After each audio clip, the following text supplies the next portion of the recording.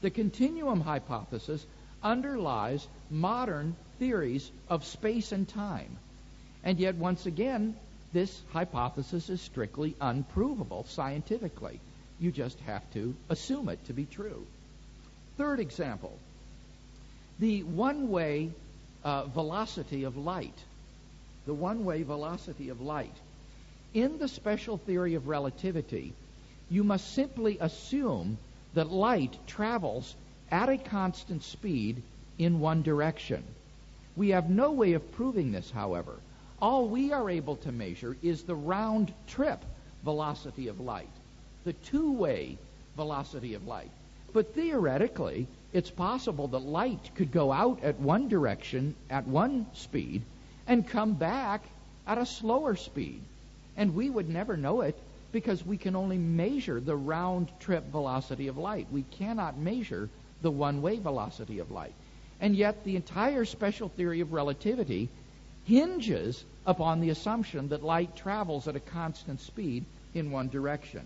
These are just some of the examples of unprovable assumptions which lie at the foundations of science. Second way in which this can be shown is that the scientific method itself cannot be scientifically justified. This is the old problem of induction.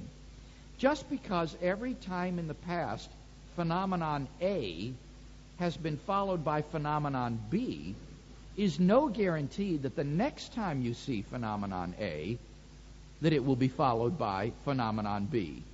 It might be the case that we are at the beginning of a chaotic series of A's and B's, and it's only the initial segment that is ordered A, B, A, B, A, B.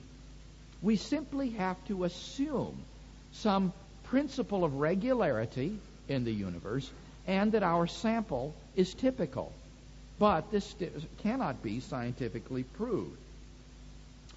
Now, I want to emphasize that in sharing all of these various examples with you this morning, I am not trying to reduce you to skepticism. I don't think we should be skeptical about any of these things.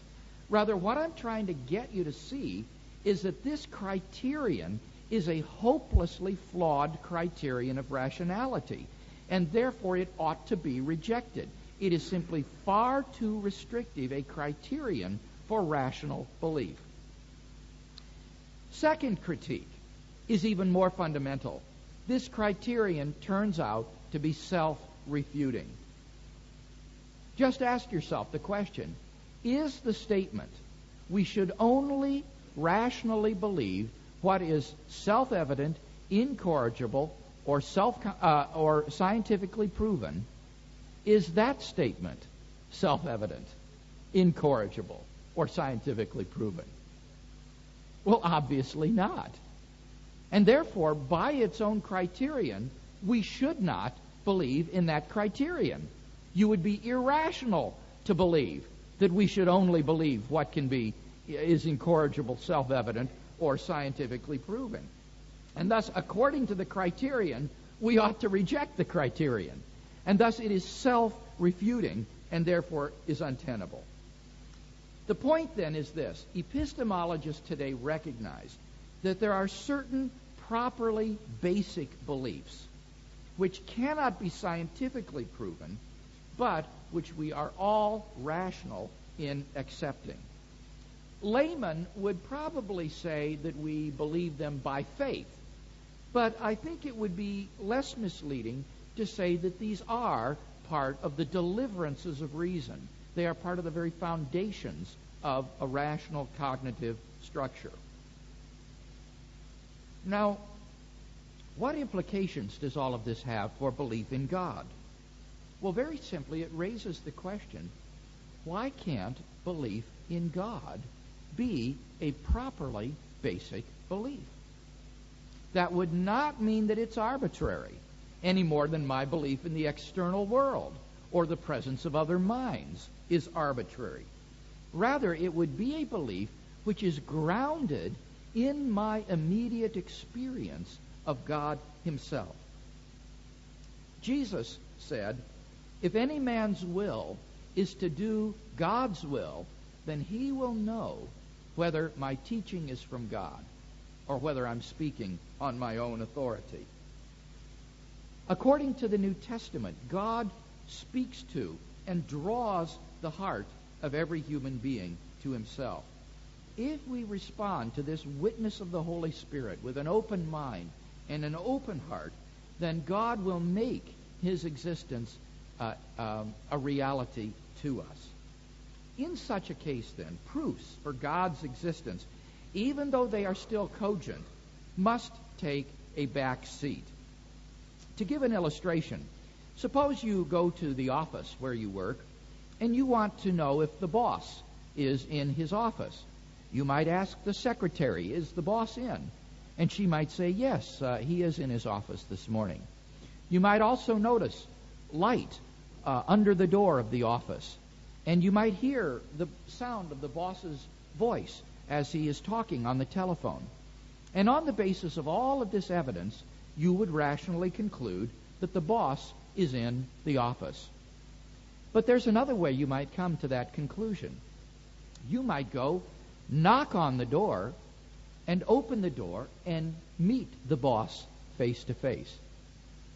Now, in that case, even though all of the evidence of the secretary's testimony, the light under the door, the sound of his voice on the telephone, still remains cogent evidence for the boss as being in the office, now that evidence becomes secondary because now you've met the boss face to face.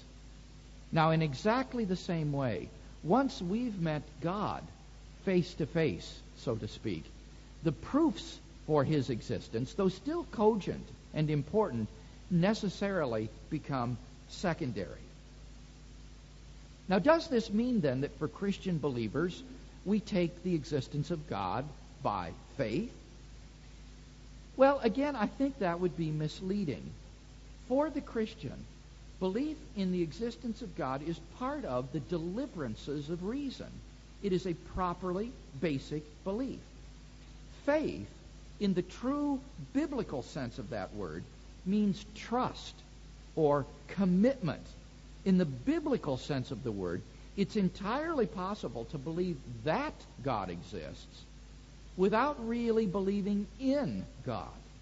That is to say, you can believe that God exists without really putting your faith in him, your trust, your commitment in God.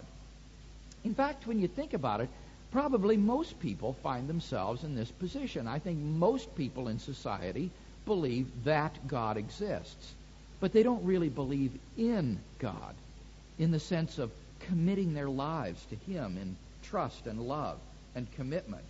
And I think that's why we find so few genuine Christians in Western society today. In the biblical sense of the word, true faith involves not just believing that God exists, but committing one's life to him and walking with him day by day. In conclusion, then, we found that the idea that we should only believe what can be scientifically proven is far too restrictive a criterion of rationality, and in the end is self-refuting. Many of our most important beliefs cannot be scientifically proven, and yet they are entirely rational to entertain. Now, in this sense, one might say that we accept them by faith. Similarly, belief in God's existence can also be entirely rational without being based on scientific evidence. And a layman might similarly say we accept the existence of God by faith. But I think that it's less misleading and more accurate to say that in both of these cases, such beliefs are among the deliverances of reason, and we should reserve the notion of faith to describe that relationship of love, trust, and commitment which ought rightly to characterize our walk with God.